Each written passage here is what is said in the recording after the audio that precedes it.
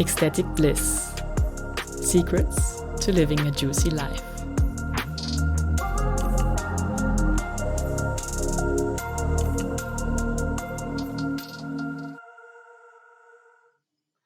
Hello, love. Welcome to today's episode here at Ecstatic Bliss, Secrets to Living a Juicy Life.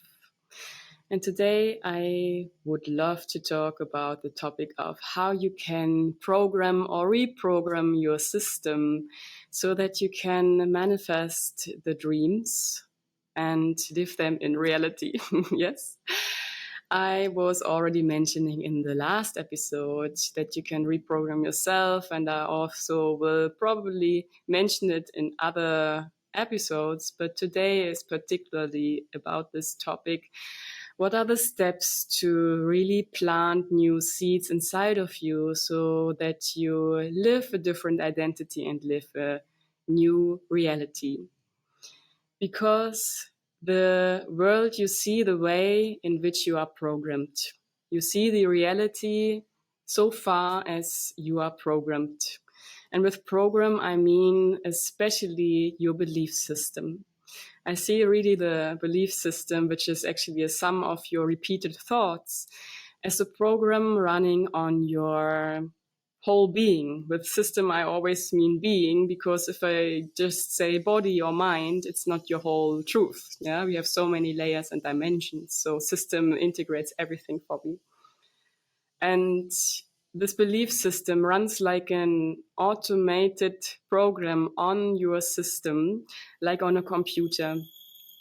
This analogy to a computer is really, really valuable in this topic, because actually we are also like small computers for the divine. We are programmed, and we can reprogram ourselves consciously. We are always programmed, usually from others, or we do it in relation to our inner or outer world.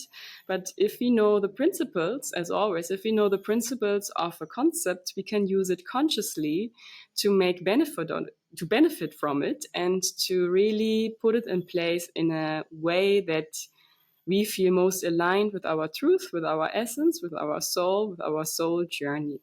Yes? So, the analogy of a computer.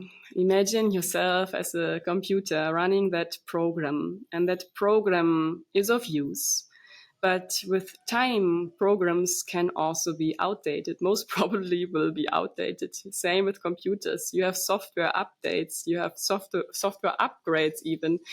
You also have firewalls, you have things in place that weed out the bugs or the spam filters in emails. So you have a lot of little tools in place for computers, and also for you, if you see this analogy, in place that work together in harmony to run a specific program on your system. And according to this program, you act in the world, and you perceive yourself and reality and others. So it makes sense then, actually, that if we know the program running on us, we can also dig in it and see what is still working for me, what is actually blocking me, what is more a weed, if we come to the garden analogy, the weed, or which are the seeds, which is a weed, which are the seeds, which are the bugs, or which are the updates and upgrades I currently need to embody my new version, my next level version, or come to a more aligned truth that is reflected in my reality. And there are, let's say it like this, there are different layers of your consciousness, also different approaches to it, which also helps, in addition to this program image, that you have a layer of 3, which is your consciousness, your everyday thoughts, your beliefs that come regularly in your mind, that you have access to very easily, that is dominant in our lives, which is just like 5%, some say, iceberg model, in your proximity to excess. underneath the surface, we have the subconsciousness, which are all beliefs that have been stored somewhere in a drawer, put aside for later use, or it's something very deeply rooted, ancestral wise, past life, maybe even also trauma, and also all things based to fear and survival things that are mechanisms that automatically actually run in us. Fight, flight, fright mechanisms you probably know, that can be accessed in situation when it's necessary. So it's in a little way like putting things aside that you don't necessarily need in everyday life, because otherwise your mind would be cluttered, or you would be maybe overwhelmed from all the thoughts inside of you. And we have access to it in a little bit more difficult way. Either it comes automatically in a situation when we really are in danger, or it's so buried, so blurred that it's almost not visible or accessible to us. Yeah, so we have to put a little bit more effort in it to get access, to put it up to the surface, to bring it up to the surface, and to really work with it. And if we do that, we can subconscious thoughts, beliefs, we can bring to the surface, to the consciousness, and then use them in our life. And then there's something that I would call super consciousness, which is more an energetic level where the connection to the divine, the connection, first of all, also to your higher self lies. So you can, if you have your consciousness here, your subconsciousness here, and your super consciousness here, you can go in this direction and you can go in this direction from your everyday life, from your everyday consciousness, both directions. Why I tell you this now in this relation to how you reprogram yourself is that actually to reprogram yourself, it's good to have access, conscious access to both sides, above and below and above. Because below, oftentimes, the weed lies. Yes, the weed, I mean things that block you subconsciously, things that blur your truth, that are a filter that actually are not truly, oftentimes at least, aligned with what you want to experience. And that nourish more your ego, maybe more your fear-based version. And access to the super consciousness helps us to access actually our highest truth from our higher self, so we can download updates and upgrades.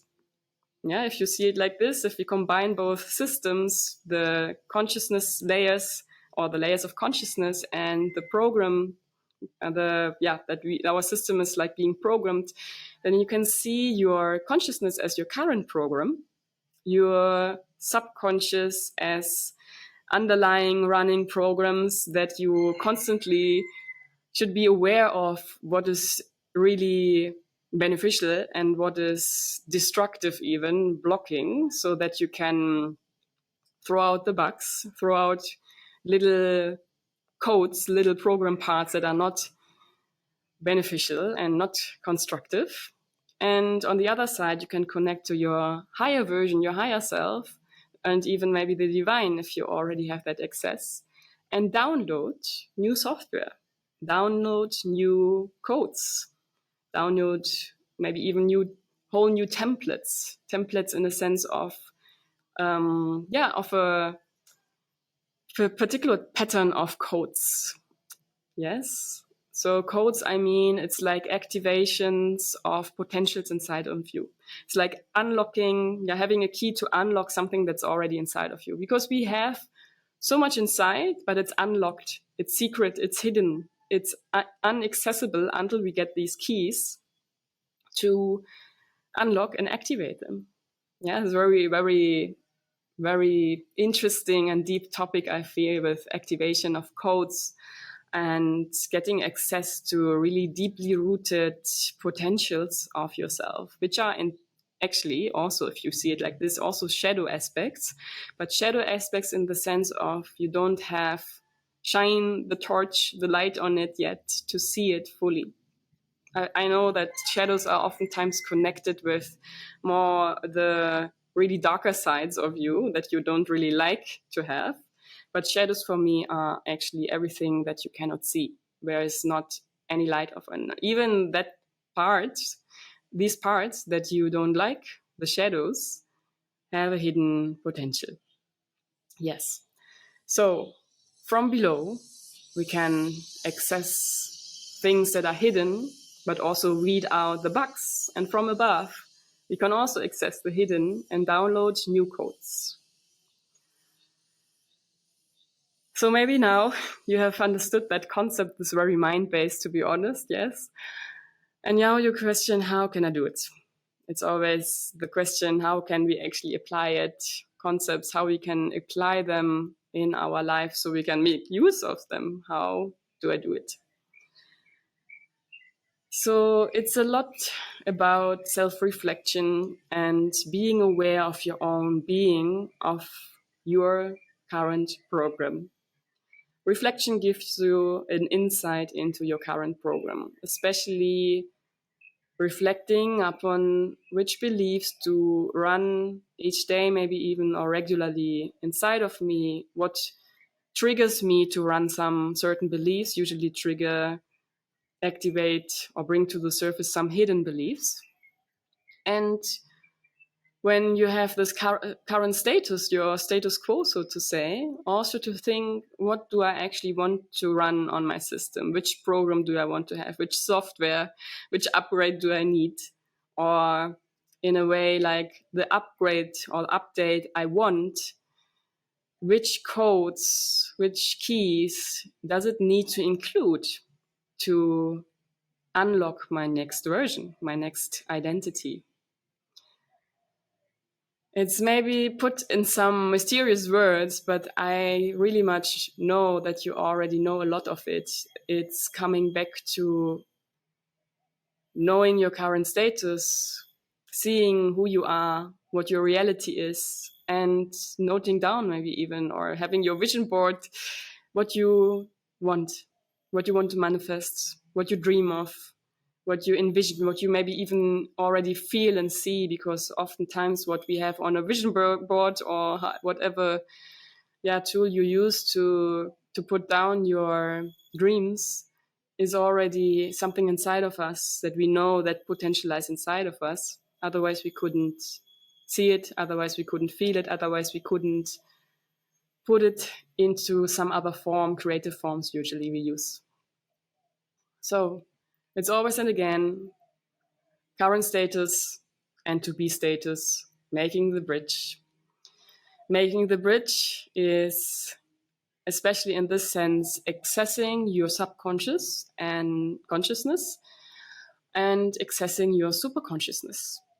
Both ways. It's a two-way process, most beneficial at least. If it's too much for now, then I would suggest starting with the subconsciousness, because this is something very rigid in place already. And the superconscious is always the lightful, the divine version of you, and that you have always access, but it can also, in a way, wait while I see and feel that the subconscious is much more influencing your current reality.